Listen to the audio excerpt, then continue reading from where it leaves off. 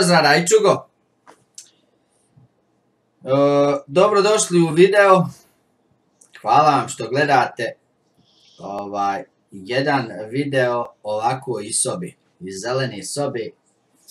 Znate zašto? Zato što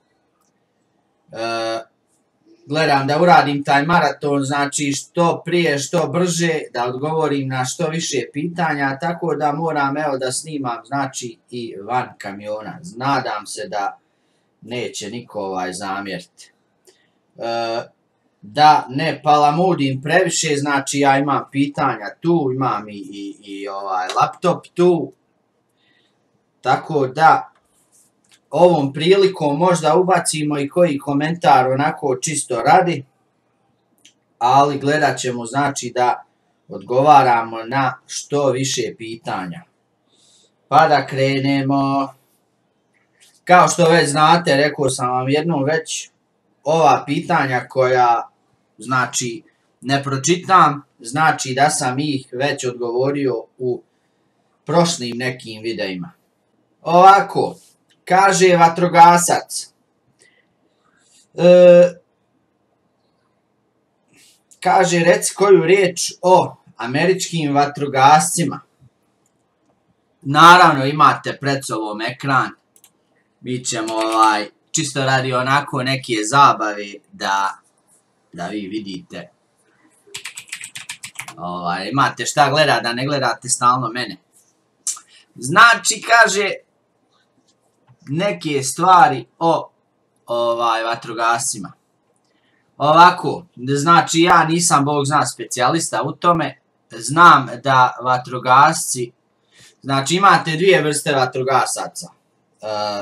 Jedni su volonteri, a drugi su, ajmo ih nazvati plaćeni ti, što kao to je njihova karijera, od toga zavisi. Ovi volonteri, znači, oni kad to rade, njihov cilj, kad se upišu za te volontere, njihov cilj jest da postanu ti plaćeni, znači, vatrogasci. Kad ovi stariji odu u penziju, onda ovi volonteri, znači, uzimaju te njihove pozicije i postaju, ajmo reći, plaćeni, to im postaje karijera. A ovako, dok su volonteri, oni, znači, možda su zaduženi da rade jednu subotu u sedmici, ili ako ne to, znači dobiju jedan kao radio, hajmo reći nešto slično ovome, znači tipični jedan radio, i taj radio stalno, znači, nose sa sobom. I sad njemu javi, na primjer, ta stanica tamo, dispečer, ne imamo vatru, izgori, znači džehenem. A prije toga, on mora da obavijesti svoj posao, to je njegovo pravo radno mjesto. Ljudi, ja sam volonter, znači firefighter, vatrogasac, i ja, znači, imam odgovornost, kad god me dispečer zovne na ovaj radio, znači da ja ostavljam sve i da idem do te svoje stanice. Znači u gradu ima više stanica. Ajmo zamislite sad, jedan je grad podijeljen na 4 četvrtine.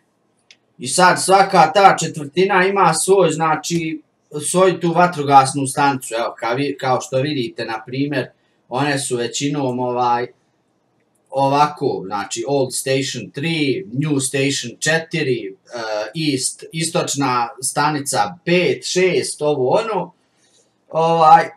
I oni se prijavljuju toj svojoj, znači, stanici, oblače se ovo ono i piče na ta njihova dešavanja. Evo vidite.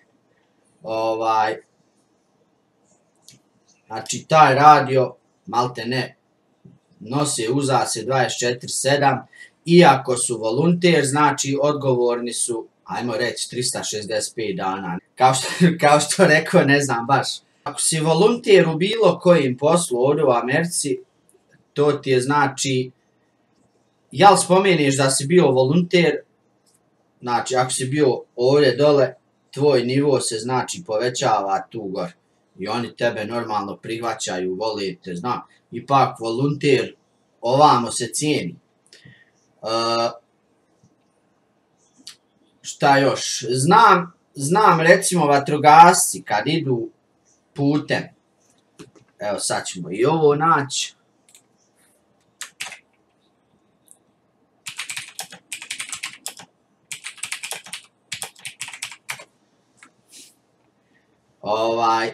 Na primjer, vatrogasci kad idu putem, auta se moraju faktički znači sklonjati.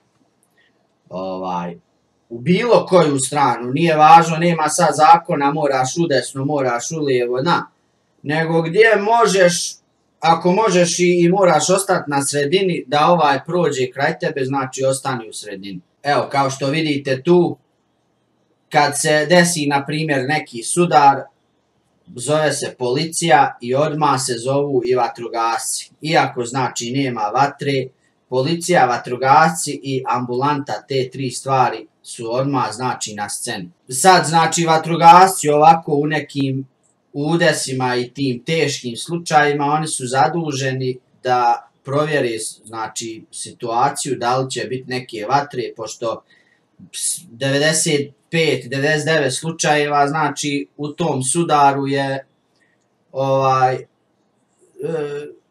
imate benzin, dizel i sad normalno, ne daj Bože, tu se nešto zapali, moraš imati tu vatrogasca da to spriječi. I zato oni šalju i vatrogasce, znači na te auto udese, saobraćajne udese.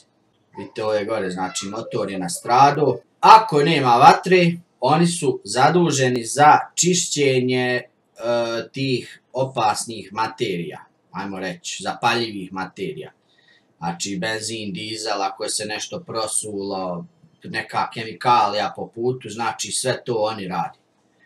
Eto, inače veoma cijenjen posao ovamo, možda čak više cijenjen od policije. Dobro, pozdrav za tebe vatrogasac.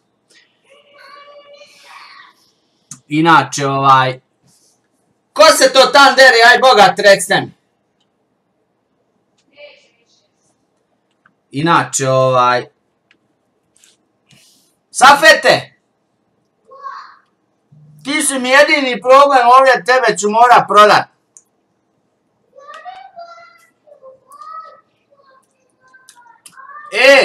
I'm gonna sell you. Sell you for cheap. Jedem neku paštetu, argetu. Dok ne bude ona prava hrana. Ovako, samo želim da pozdravim Jonca. Jonac, znači na Instagramu, on mi je dizajnirao ovu majicu, to jest ovaj logo. Kao što vidite, to je to. To je njegov logo. Sviđa mi se, znači, i želim čovjeka da pozdravim i da mu se zahvalim. Kaže Ante Matak da je on po struci šumarski tehničar i zanima ga kakve su šume kod vas, da li ima posla u toj struci i kakve su šanse za zapošljavanje. Sad,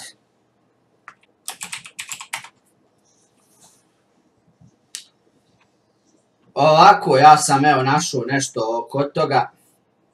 Znači, što se tiče zapošljavanja i posla, najlakše ćeš naći posao dole u Georgiji i gore možda Oregon, Washington i te tamo države koje imaju najviše znači drveća. Georgija znači jedna od najvećih, ako ste ikad čuli za Georgia Pacific Paper. Evo, oni znači proizvode najviše papira i oni uzimaju najviše drveća za tu proizvodnju. Oni su ti dole, znači, zastupljeni, doduše imaju oni, znači, svugdje su u Americi, ali dole im je to neko, ajmo nazvati, glavno mjesto, sjedište. Vidite, korporacija Georgia Pacific. Znači oni su glavni za drvo. A najviše drveta ima eto u toj Georgiji dole i gore na sjeverozapadu Amerike. Znači zavisi sad, ajmo reći da znaš jezik, da znaš svoj posao, znači to kad odeš na onaj njihov intervju, oni te pitaju i vjerovatno i testiraju, mislim ja nisam nikad radio, znači evo, Forester se tako kod nas kaže, ako neko hoće da traži, znači Forester job, na primjer, vidite, to su sve poslovi, ima 5-6, možda i više stranica za te poslove, znači ima posla, da vidimo, saznamo kolika je plata, jer to se traži, vidite ovdje na primjer, traži da imate 4 godine taj bachelor's degree, što je faktički visoko obrazovanih fakultetlija. Vidite šta ovdje sad piše, znači diploma u tom tvom zanatu je potrebna. Sad, ne znam da li se može prevesti taj tvoj na ovaj američki, pošto su Amerikanci malo zeznuti oko toga, znaš. Znači imate sve benefite, ali tek kada i nazovete, na primjer, saznate koliko to sve plaća, kolika je plaća. Ali evo, znači da skratim, tu ima posla, u Americi ima posla, samo ako ti hoćeš raditi, to nije nikakav problem. Ima, znači, od 20 do 30 dolara po satu, znači računaj da ćeš zaraditi, eto. To je moja neka procjena. Pozdrav za tebe, Ante Matak. Idemo dalje radi vremena da ne palamudi. Aldinović Hidan pita koliko se može voziti tamo kod vas jer ima ograničeno u toku dana. To ćemo odraditi video na to. Znači pozdrav za tebe, pošto ti je starije pitanje, eto pozdrav. Kaže Almedin, ali nije ovaj Almedin što sam ga zvao, nego drugi. Da li postoji Americi nargila i mogu li djeca od 16 godina da puši nargilu? Za ovi koji ne znaju šta je nargila, znači evo ovo vam je nargila, to se kod nas kaže huka. I ova nargila se znači u Americi smatra kao duhan. A za duhan trebaš da imaš 18 godina da bi pušio, znači bilo kakvu vrstu duhana. Šta se kod nas puši, a i to je znači zabranjeno ako si ispod 18, ova sranja, ovo što dimi čadi, šta ja znam, vapira, znači te zajebancije. Iako nema duhana u sebi, recimo, mislim nikotina i to, morate biti 18 da bi, znači, mogli ovo pušiti. Nargile su manje popularne, znači nargilu ćeš samo naći u nekim tim, ajmo reći, turskim restoranima, to jest tursko orijentisanim restoranima, znaš. Moraš imati 18 godina da bi mogao ući u taj restoran i da pušiš te nargile. Konzumiranje alkohola znači ništa ispod 21 godinu, eto, za ove koji pitaju za alkohol. Fuad Karajković isto pita o vatrogascima, eto Fuad, odgovorio sam, pozdrav za tebe. Kaže Antonio Vuković, imate li tahografe? Imamo, mi to zovemo logbook. Koliko najdužu prikolcu možete imati, osim specijalnog tereta? 16 metara, a kombinacija, znači kamion i prikolca, ja mislim, ispane oko 22 metra. Kažem ja mislim jer zavisi kakav kamion vučete, to jest vozite. Recimo imate ove Kenworthe, on zna neka biti i nagurati na 25 metara, na 26, 7. Zavisi kako ga čova produži. Moj recimo Volvo je 22 metra sa prikolcom. Imate li tandema? Evo, imamo tandema, to je to. Znači, duple, troduple, turnpike duple, znači to su ti dvi prikolce, iako ovdje piše 48 fiti, to je 14 metara, ali turnpike duple znači, ja sam vidio ljudi voze dvije po 16 metara, znači, ovako i zakači, samo što su po 16. Znači ima. Zašto u Americi bunkeri tako veliki, a u Europi samo mali krevet? To ima sad nešto sa veličinom puteva, znači, ako ste gledali ikad kako ljudi voze po Italiji, ovakav tip kamiona u Italiji, recimo, ubio se za te prostore. Evo, ovaj tip kamiona, recimo, u Italiji, da ga ja vidim kako će ga proćerat kroz one puteljke. Eto, Antonio Vuković, pozdrav za tebe. Kaže, Bora, imam li neki hobi? Imam. Moj hobi je, znači, sljedeći.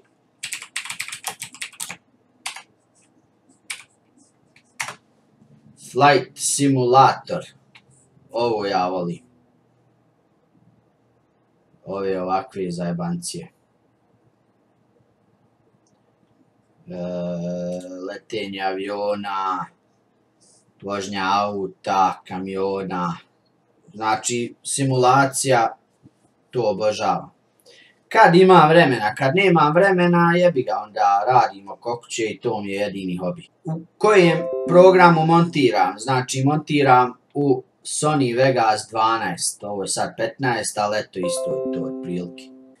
Kakvi su Ameri kao vozači? Da li te puštaju da uđeš ili kao kod nas, rađe bi da mu bojler sagori nego da te pusti nekog, da pusti nekog ispred sebe. Pa evo ovako, vidiš, sad ću pokazati jedan video, znači, gdje su dva kamiona zaključana, ja mislim na 65, 110 km/h. I sad, on koči ovako, i ova dva Swifta, oni su zaključani na istu brzinu.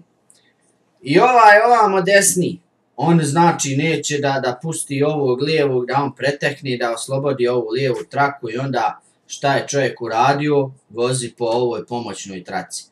Znači, ne kažem da je ovo dobra stvar da radi, ali vjerovatno su ova dva po pol sata tu gnjavila i hoće i neće, a nijedan ne zna da popusti i da kaže ok, jebaj ga, ako ne mogu, ne mogu.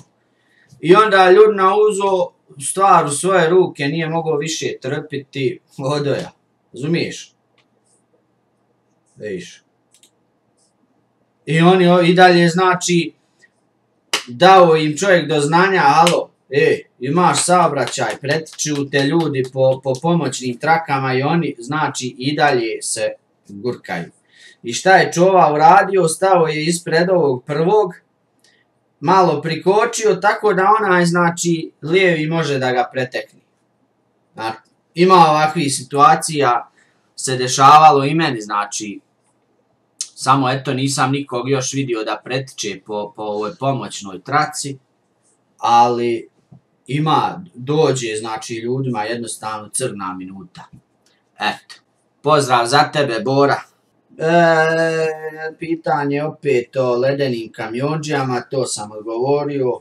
Pozdrav za tebe, Uros Levajac. Amel Aljić pita kakva je situacija u Americi sa bolestima, da li ljudi često oboljevaju ko u Bosni od tumora i sličnih bolesti. Pa ja nisam nikog vidio. Šta je kod nas problem su ti ovi Down sindrom. Sad ćete vidjeti.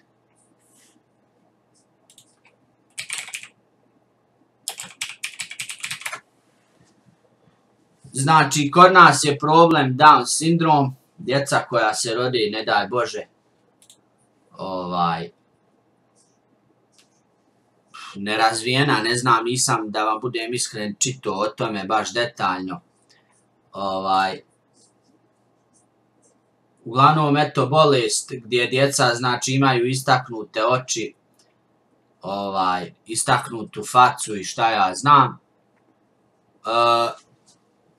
Takve su znači bolesti, ali to kako stručnjaci govore, to je najviše zato što se valjda ljudi žene kasno i prave djecu kasno u tim nekim godinama kad je već kasno da se djeca pravi stvarno. I onda dobiješ dijete kako se kaže, dijete invalida, eto, ne daj Bože. Ja sam negdje čitao kao najbolje je ako hoćeš da ostvariš porodicu između 22 godine i 28 godina, znači to je najbolje vrijeme i za muškarca i za ženu. Znači tad su jaja čvrsta, čuna čvrsta, jajnici kod žena čvrsti, znači sve nema lufta niđe. Tako sam čitao, stručnjaci kažu to je najzdravije, znači doba kod muškaraca žena da pravi djecu. A Amerikanci, njima svejedno sklepa dijete i u 50. jebi ga, onda dobiješ, ne daj Bože, dijete ovako bolesno. Mislim, nisu to sad djeca invalidi, oni sve znaju koliko sam ja skonto, oni su sposobni recimo za neki normalan život, ali problem je u tome što su Amerikanci đubrad, recimo, i ti pošalješ ovako dijete u školu ili na koledž i on smije se djetu, on ne zna ni za Boga, nego smije se djetu koje je na primjer invalid. Ja bi samo uzeo kalaša i podero tog, na primjer, koji se smije. Šta to, nije za smijeha, jebote.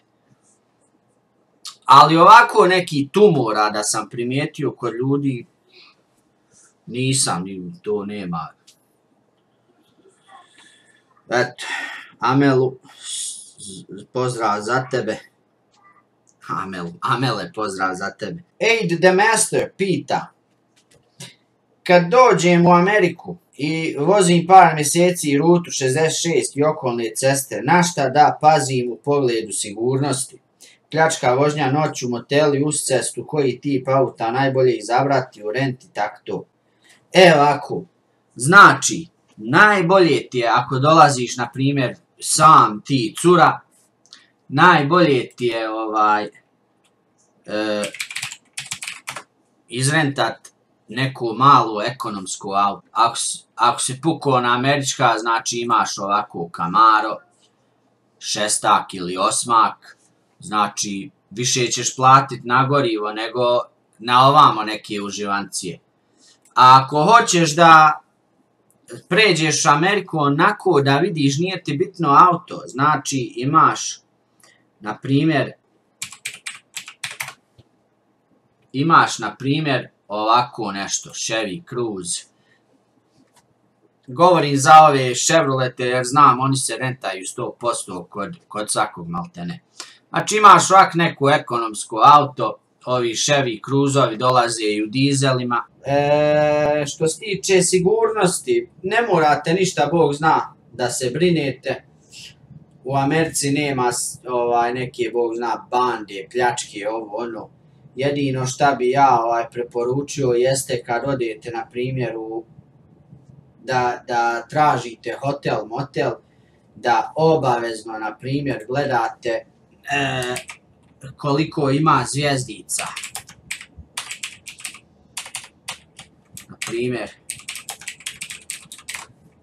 Los Angeles, jebote.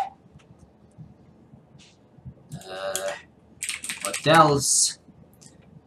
I, na primjer, gledate ako hoćete nešto bliže centru grada, bliže nekoj rijeci, bliže jezeru, ovim, onim.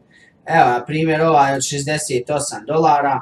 Znači, gledate koliko ima zvjezdica. Ako znate engleski, također, znači, čitate i ove recenzije šta ljudi, to jest recenzije šta ljudi pišu i tako to. Obavezno, znači, to gledate, ako imate jednu zvjezdicu ili dvije, znači, od tog hotela, motela bježte. To sigurno nećete biti tu sretni. Jednostavno, to je to. Ej, The Master, pozdrav za tebe, a mi ćemo dalje. Kaže Bora, da li možeš objasniti malo o zdravstvenom sistemu USA? To sam objašnjavao prije, znači, recimo kaže šta će se desiti tvom kolegi koji se recimo slupao i nije u mogućnosti da vozi 6 mjeseci. U tom slučaju ako nije u mogućnosti, znači ako nije uštedio neke pare, onda je jednostavno najebo. Imate jednu stvar koja se zove unemployment i to kad radiš u taj unemployment, znači neki dio tvoje plate ide, znači kad izgubiš znači posao, postaneš neki invalid, ovo ono nije ti dobro u životu, neki dio para izvlačiš iz tog unemploymenta, ali nije to znači neka para da kažeš da možeš da preživiš sedmicu dana. Znači ako nemaš ušteđeno, faktički si najebo. Eto, pozdrav za tebe Bora. Kaže Ivo M koji je slikar koga ubio i ako nisi, jesi li kucao na koga? Nisam ni jedno ni drugo. Pozdrav za tebe Ivo. Kako Amerikanci čiste puteve u zimskom periodu? Dobro, Leon, pozdrav za tebe, to sam jednom odgovorio, s grtalcama znači. Kaže Jasko, kad je vaga otvorena, jel svi, ama baš svi kamioni moraju skrenuti da se vagaju ili možeš da ne ideš na vaganje? Da li bi bila kazna ako ne bi otišao na vagu? Hvala brate, pozdrav za tebe, dobro, pozdrav i za tebe Jasko. Znači, na vagama imate u kamionu nešto što se zove pre-pass. To izgleda ovako, samo malo nešto mi internet sad jebe. Čuj to.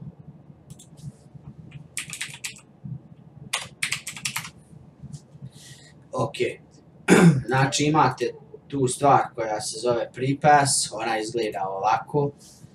I to zaljeparite na šofer šajbu. Sad u kamionu znači imate ovako nešto, ova spravica koja je zalijepljena na šofer šajbi. I vi sad imate tu ovu dugmad, jedno je žuto, znači jedno je crveno, žuto i zeleno.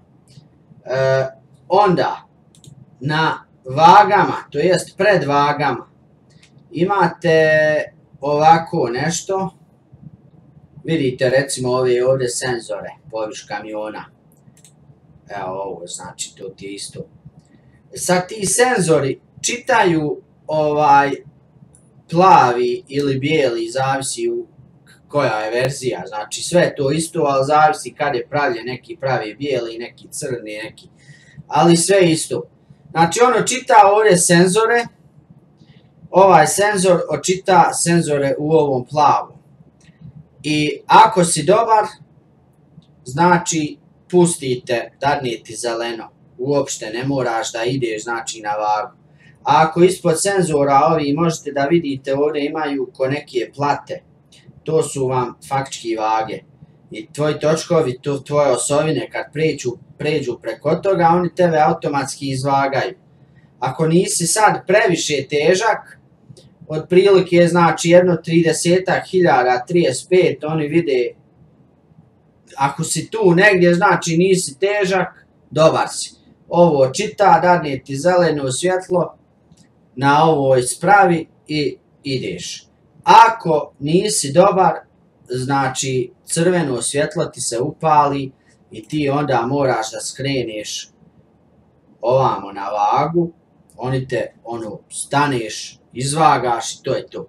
E sad, neki kamioni automatski znači dobiju ovo zeleno svjetlo. Očita, ako su dobri, oni dobiju zeleno svjetlo i to je to. Neke kamione očita i ako si prazan, znači on očita i ovaj senzor, a očita dole i tvoju registraciju. I ako se ne poklapa, recimo njima se ne sviđa tvoja kompanija, imaš nešto što se zove score, loše te poene u njihovom tom sistemu, džaba znači da nemaš uopšte prikolice, on će tebi dati crveno i ti moraš skrenuti ovamo na vagu da on tebe malo provjeri šta kako. Eto. Jasko, pozdrav za tebe, hvala ti na pitanju. Kaže reklame R, nisam kamionđija, ali uživam u tvojim klipovima, hvala ti care. Ako može odgovor na pitanje kakav je društveno-socijalni život u Americi, to jest u tvom gradu. U mom gradu, znači, a tako ja mislim u svakom gradu, društveno-socijalni život malte ne pada i ne postoji.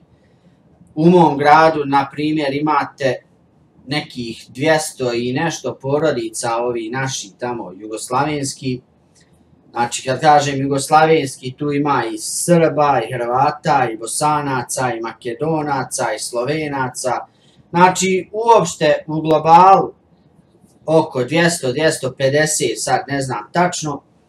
I znači na tih, ajmo reći 250 porodica, mi imamo samo jednu neku malu kafanicu. I ta kafana, znači, je kao i restoran, i kafana, i sve u jednom. I sad kad ti odeš, kao naš čovjek odeš u tu kafanu sa jaranom, znači faktički vas dvojica ste jedini ljudi u toj kafani.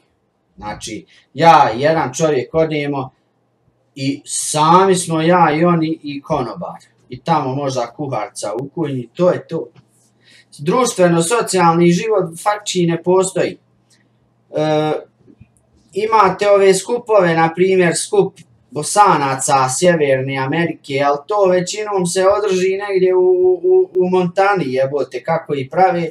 Moraš putova 7-8 sati, razumiješ, ne ide mi se na toliko sa djecom, na primjer, sa čitavom porodicom, da malo, eto, koje piće popijem i haj opet kući. Mislim, nisam pao s Marsa.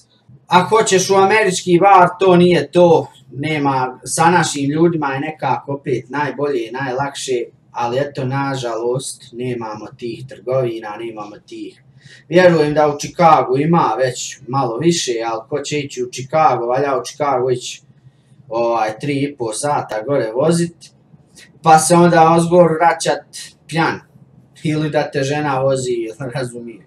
Moraš uvijek razmišljati šta ćeš raditi poslije, znači, neke muzike, nekog provoda i tako. Tako da, slabo, petak slabo, subota je, znači, ako imate neku kafanu, subota opet malo bolja, ali slabo i to kako treba da bude. Koliko nas ima ovamo, znači, omjer naših ljudi, naše populacije i naših kafana i tih društvenih mjesta je skoro ne može se nikako izračunati. Društvenih mjesta nema nikako koliko je nas, recimo. S Amerikancima nam se ne druži, s Amerikancima je, ne znam, za naše te zajebancije šale. Ti njemu kažeš ha, on odmah hoće da se bije. Znači nema onog bratstva, jedinstva, da tako kažem, tako da.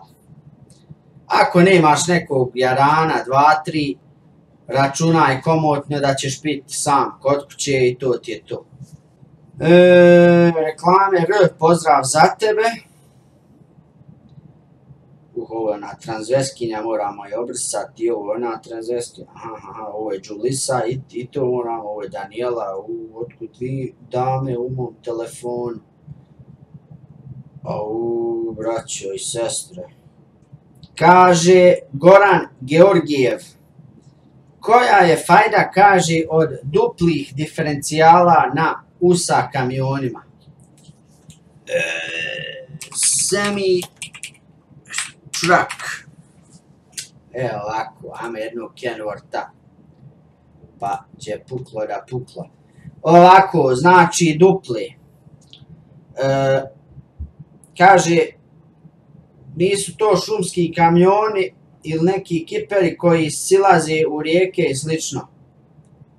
Jedino fajde je garant što više troše gorivo i vožnja je neudobnija. Dobro sad to. Kaže ima kamiona sa 3 osovine, a sa jednim diferencijalom.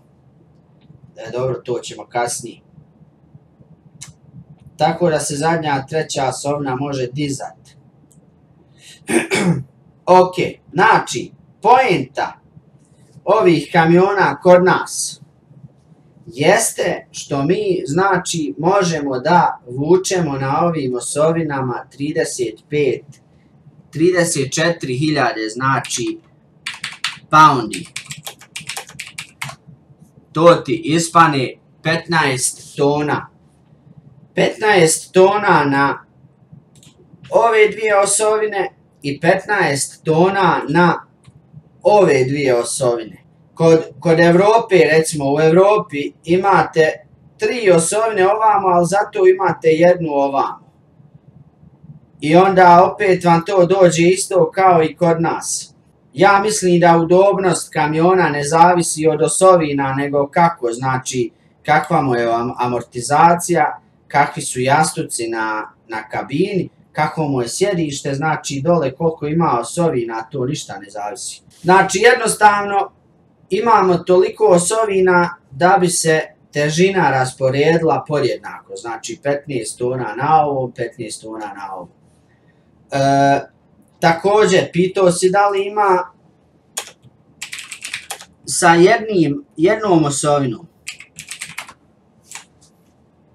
Evo, vidiš da ima. Znači, ovakve kamione pretežno koristi, na primjer, FedEx sa ovom jednom osovinom.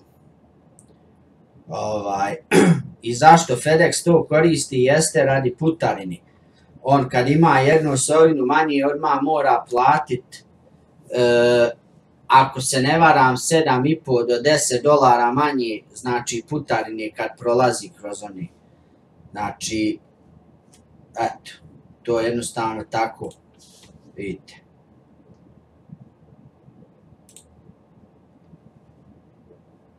Malo kamiona sa 3 osovine,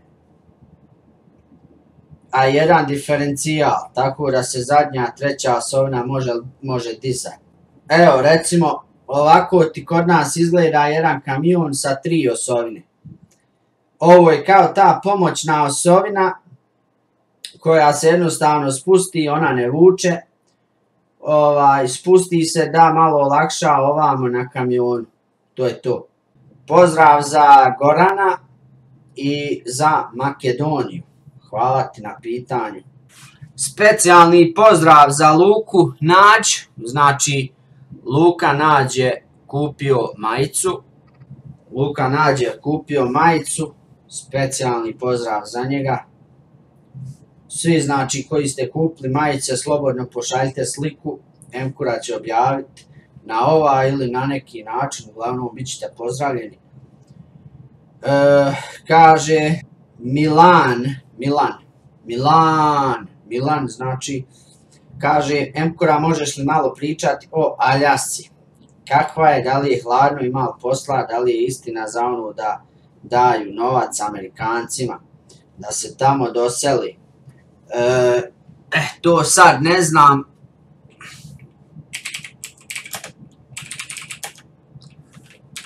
Za te pare, znači, ali Aljaska kao Aljaska, mislim da je prelijepa. U bilo koja doba bi ja otišao u Aljasku, znači gore živio, ja inače volim planine više od mora. Ali evo, na primjer, ova stranca vam govori da je to tačno što ste vi, Milane, pričali, da Aljaska daje pare ljudima. Oni, znači, gore imaju to ulje preko kojeg preživljavaju i koje prodaju i onda oni to ulje, valjda kad prodaju, oni podijeli te pare tim svojim stanovnicima. Vidite, svake godine po 2000 u kešu, znači nisu neke pare, ali eto, dobro je. Svake godine kad dobijete 2000 džaba, čuj, 2000 su 2000. To bi sad vi trebali da čitate, mislim sada ja ovdje ne čitam, nisam prevodioci, šta ja znam, ali tačno je to. Aljaska kao Aljaska, šta ja znam, recimo ja da imam neke pare da sad ajmo reći, nemam djece, imam recimo ženu, ja bi se pokupio, otišao bi gore, na primjer, živjeti. Kupiš sebi gore neku kućicu, vikendicu u onoj prirodi, znači uživaš, kad je snijeg, snijeg je, kad je zima, zima je i kad je ljeto, ljeto je. Znači, pogledajte, to su neke prelijepe, znači, prelijepi pejzaže, razumiješ? Za ove ljude koji vole prirodu, kao ja, na primjer, planine, visoravni, trava, ovo, ono. Zamisli ovdje, recimo, doći, onako se izvalit, samo da uživaš. Joj, pa to ti je odmor mozga, odmor svega. Ejš. Znači, po meni Aljaska, ja bi prije u Aljasku, na primjer, nego na Havaje. Ovi krugići su gdje su se sve dešavali, zemljotresi. To znate šta, otišao bi na primjer gore negdje, evo u ovaj gradić, šta je ovdje? Šta je ovdje? Name neki, šta je ovo? Ovdje gore, brate, odim, ili ovdje gore podbij neki bar, bej, kako se zove. Brate mili. Uglavnom, eto, to je to, sviđam se. Pozdrav za tebe, Milane. Kaže Marko Bradas. Kako funkcioniše prebacivanje para iz Amerike u neku stranu zemlju? U mom slučaju Srbiju. Kad su pitali nekoliko hiljada dolara. Nekoliko desetina hiljada dolara i recimo 100-200 hiljada dolara. Da li postoji neka vrsta oporezivanja prilikom transfera? To sad ne znam, ja nisam nikad prebacivo toliku sumu novca. Ja mislim da do 5000, ako se ne varam, preko Western Uniona, na primjer, smiješ prebaciti. Sve poviš toga, znači, imaju vjerovatno neke specijalne te, banka na banku, znaš, oni se dogovaraju. Eto, 5000, znači, to smo saznali. Maksimalno 5000 po transakciji. Znači, pošalješ sad 5000, vratiš se nakon 2 minute, pošalješ ponovo 5000 i tako možeš, ja mislim, dok ne pošalješ 100.000 jebiga. A što se tiče prebacivanja ili slanja para Western Unionom, znači, evo, čitaj tu, $5 za 50 poslanih dolara. A $900 $76, znači, skuplja pita nego tefsija. Uglavnom, Marko Bradas, pozdrav za tebe. Pita Hasanović Zehrid, koliko treba godina radnog staža da odeš u penziju? 65, 67 godina u stvari, sad su povećali. I koliko iznos otprilike neki minimalac, to jest koliko ćeš penzije primati. To sve zavisi koliko si uplaćivo. Neki ljudi primaju 1000, neki 5000, neki ne primaju nikako, znači sve zavisi, to ti ja ne bi mogu reći. Pita Benjamin Draganović, koliko si najčešće težak, otprilike? Najčešće oko 30-35 000, znači nekih 16-17 tona. To je moj prosjek. Dalje. Imam ovamo sad još starija neka pitanja. Sad švit ovo ti je godinu dana staro. Dobro, ovo oko evropskih kamiona i da li se voze, to sad svi znamo da se ne voze. Ako si dovoljno bogat, možeš da ih voziš, znači, kaj pozme, pozite. Kaže Dženan TV, hoš sutra snimat kako doći u Ameriku, a neću, snimao sam to već. Kaže Nermin Toromanović, svaka čast na klipovima, predobri su, dobro to, falinje, to, ono. Kaže, bio sam dispečer za američku kompaniju. Da li ti voziš ugovorene lodove ili imaš svoje dispečere i jesi zadovoljan njima? Jesam zadovoljan sam dispečerima, znači ja vozim ture koji mi oni nađu i to je to, ja se ništa ne bunim, znači vjerujem ima 100% da je sve u redu i to je to. Kaže Ivan's Fishing Videos, imaš li neki savjet za nove youtubere kao ja? Kako dobiti više subova, kako da krene brže i bolje? Neke greške koje si ti pravio u početku. Pa najbrži način znači kvalitetan sadržaj. Ne možeš, na primjer, uzeti bez veze neku kameru. Ozdravaj čugona, tu sam. Pogledaj ovo, i da se ono kamera trese 24/7. Nađi neki stalak, može biti kamera, znači neka je telefon, nije problem. Ako planiraš da snimaš kvalitetne klipove, nađi neki stalak, natakari kameru na taj stalak, snimaj, znači jednostavno sjedi, pričaj, nije problem nikakav, evo sad ja to trenutno radim, mada ovaj klip i nije neka kvaliteta, ajmo reći, ali na primjer, znači neki ljudi dosta pričaju i dosta nauče ljudi to sa tom svojom pričom, tako biti mogu. Kako dobiti više subova? Subovi se, ja mislim, dobivaju samim tim tvojim kvalitetnim sadržajem, znači ne možeš snimiti kako auto prolazi putem i očekiva da imaš 100.000 subscribera.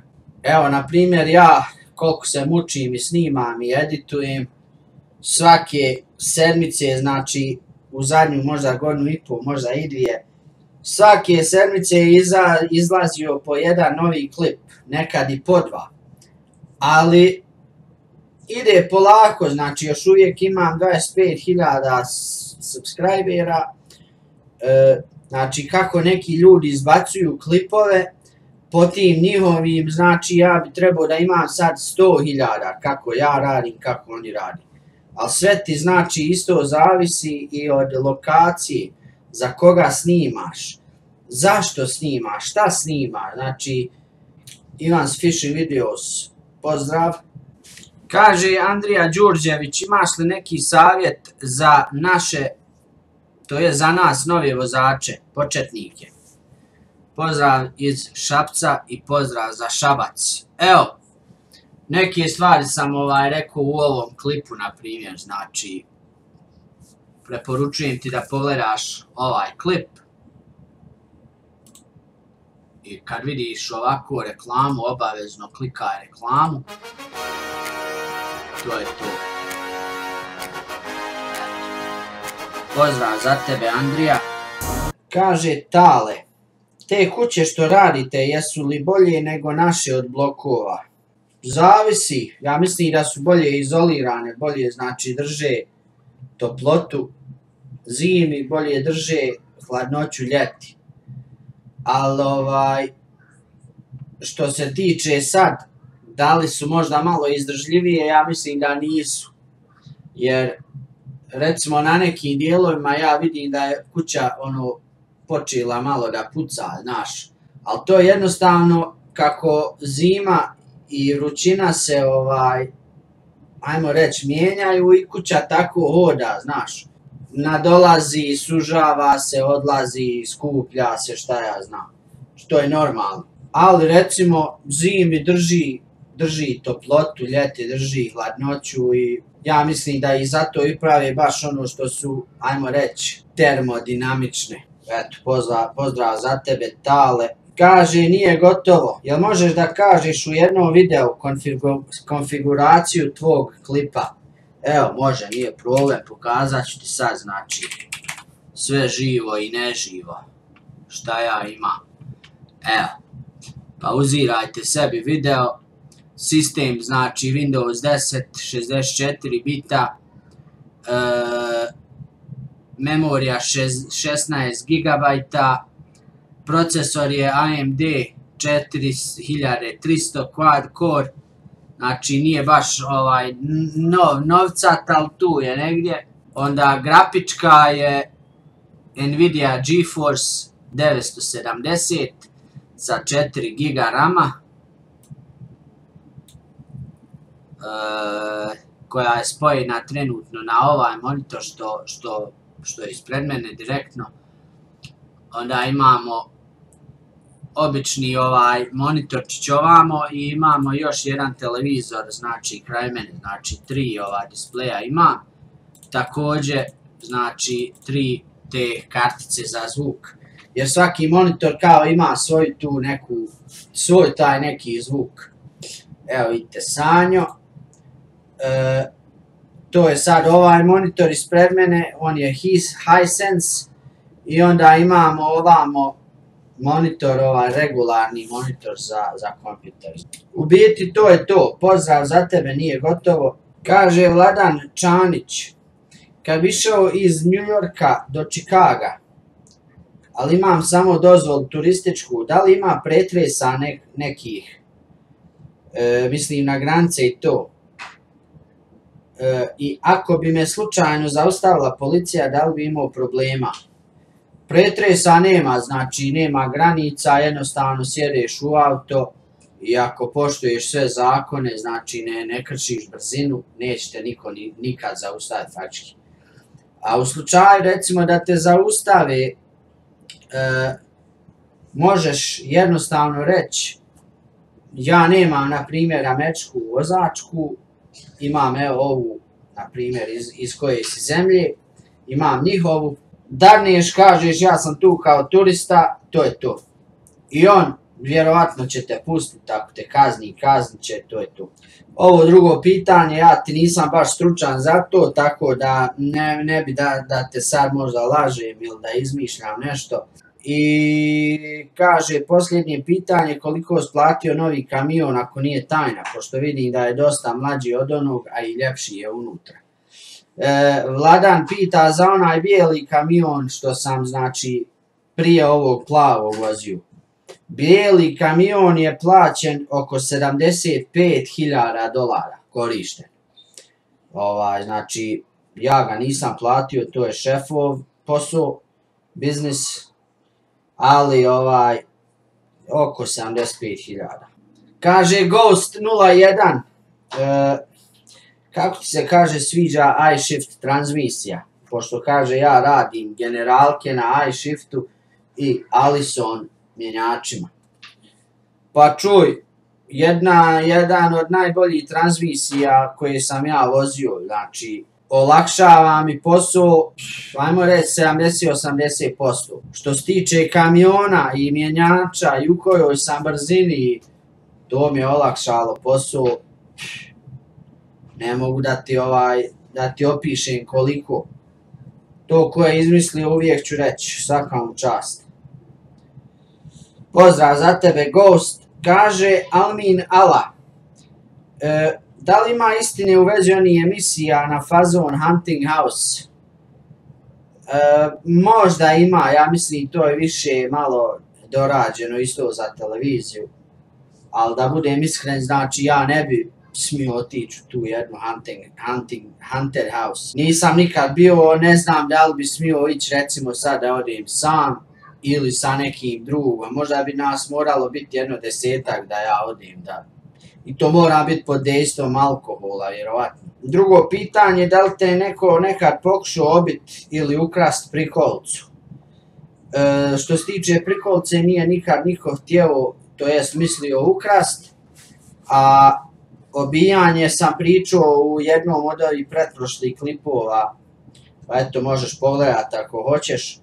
Treće pitanje kaže, štemaju li tamo kamionđije, oni pored ceste ko ovi naši u Bosni, štemaju, što ne štemaju?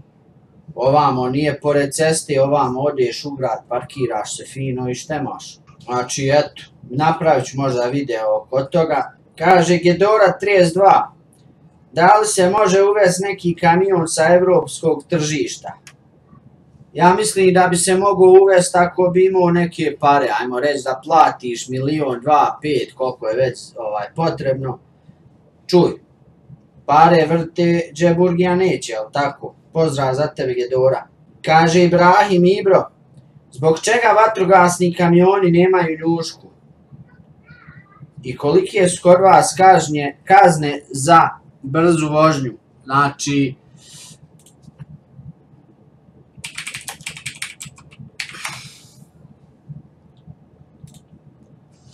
razlog zašto kod nas, na primjer, vatrogasni kamioni nemaju njušku jeste baš radi toga zašto u Evropi nemaju kamioni njušku. Na primjer, ovi kamioni moraju da se zabijaju, da se zavlače u najmanje ulice, znači, što postoji.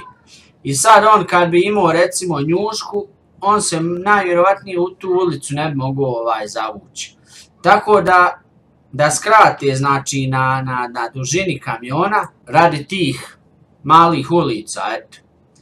A što se tiče kazni, to sad sve zavisi u kojem se gradu, u kojem se državi, u kojoj se državi prosječna neka kazna, ajmo reći, kreće se od oko 120 do 160 dolara za neku prosječno prekoračenje brzine. Sad ako ideš preko, mogu te i uhapsiti, jebi ga, to ti sad normalno ne bi mogao reći. Kaže Miksa Nemanjić, zašto žene vole da žive u državi Nevadi? Zato što je u državi Nevadi Las Vegas, koji je, evo sad, znači, da vidimo.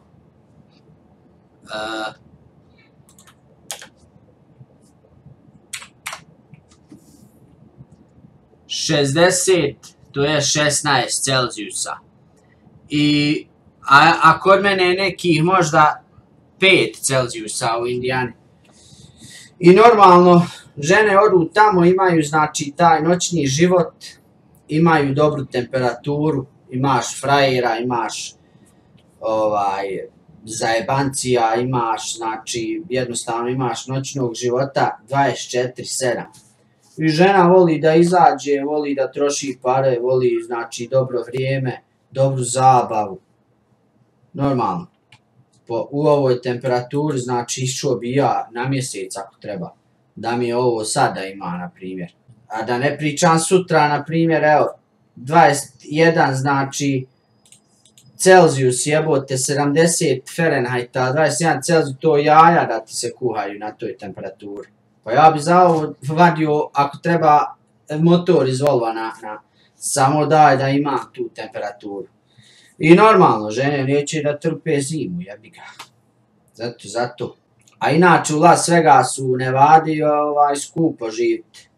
Tako da Miksa Nemanjić, pozdrav za tebe. Kaže Damjan Gamer 6.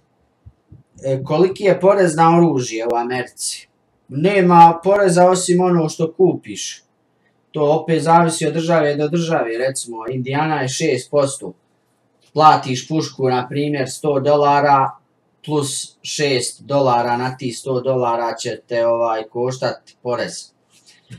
Poslije kad je kupiš, znači to je to.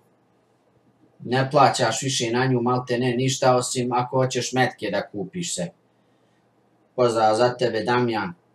Kaže Miker Vizionar, koji su najbolji vozači u Americi od nacija? Pa, ja mislim da Somalijci mogu najviše voziti, ne znam zašto.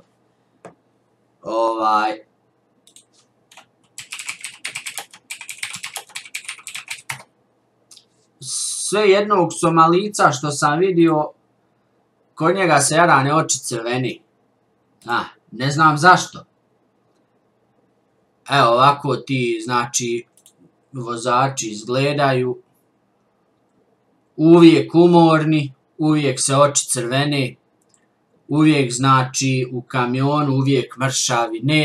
Somalica nećeš vidjeti debelog, bar ovi ovam u Americi. Po mom nekom, ja mislim da su Somalici najviše mogu voziti. Sad, da li oni imaju neke droge, da li imaju neke trave što mi ne znamo za njih, pa on to koriste, nema pojma. Uglavnom, Somalijac je Somalijac. Inače, Somalijaca ima najviše u Minneapolisu gore.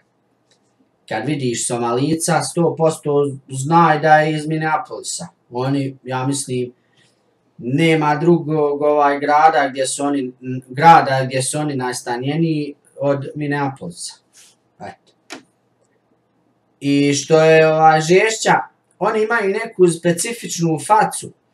Znači, nisu kao ovi ostali crnci, znaš. Sad, recimo, nek ti Somalijac stane sa nekim crncima regularnim ovamo, ja ću moći reći, ovaj čiko je iz Somalije. Znači, oni imaju građu face, baš ono specijalna neka faca, znaš. Nije ono sad da se ja rugam, tako je.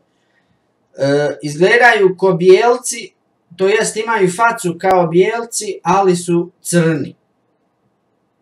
Nemaju one debele usne, znači karakteristično za crnce. Recimo ok, možda ovo je neka mješavina, ajmo reći. Da vidim. A opet se vraćam, znači na ovog. Jedan tipični, znači, Somalijac ovako izgleda.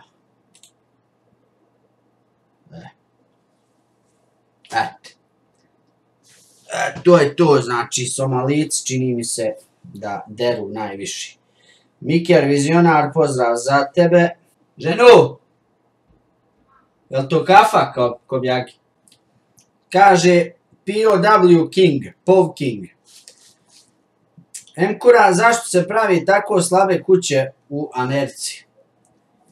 Pa, ne znam, ne bi rekao da bi ja nazvao slabijim. Naprimjer, džaba ti kuća od betona i cigle ako ti imaš u toj državi rat svakih 34 godina i ako ti tu kuću moraš svakih 34 godina obnavljati, razumiješ?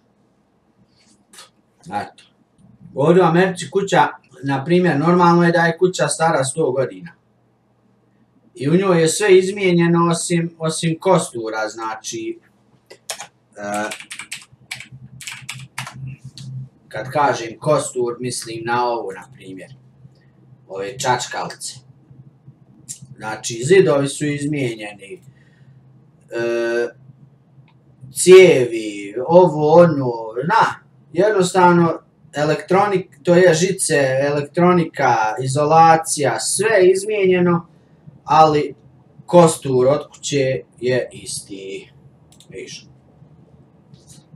Čak se može i ovo mijenjati. Ono ako je stani pani, ali samo znači po potrebi. Znači, po meni, ajmo reći, mada malo podjebajem, ali u Americi kuće su dugotrajnije nego tamo na Balkanu. Na Balkanu uvijek neki ratovi, razumiješ? Ali bez zajbancije, mislim da su im kuće ovake, znači građe, jer je ovamo u Americi drvo jeftino. Drvo je jeftinije nego recimo da napraviš kuću od cigli. Kaže Rajber Kurajber baš za ove kuće. Je li moguće sagraditi kuću po balkanskom stilu? Napraviš jednom i završio si i za unučiće. Pa, kao što malo prije rekao, moguće, samo to košta. A i ove kuće, recimo ove od drveta, ti kad sagradiš, one traju po 100-150 godina od šale. Znači, ajmo reći da ne ulažeš ništa u nju, samo da živiš u njoj, ona komotno može da traje, samo joj mijenjaj krov. To je to. Eto, Rajčugo, završit ćemo s ovim pitanjima, s ovim maratonom, staćemo na petici, pa onda nekom drugom prilikom uradit ćemo opet regularni neki pitanja, odgovori, video, da odgovorim, znači, ovim ljudima koji su ostali. Dosta je bilo pitanja koja su već bila pitana, znači, od strane nekog drugog, tako da sam preskočio ta već pitana pitanja, znači, izvinjavam se ako ste pitali i očekivali odgovori i pozdrav i sve to, znači, bez ljutnje, jebi ga, eto. Sad moram da idem montirati ovaj video i eto, odo malo da vidim djecu, se s njima malo poigram, to je to. Bez ikakve ljutnje, znači, hvala vam na pitanjima i do sljedećeg gledanja, čuvajte guzicu.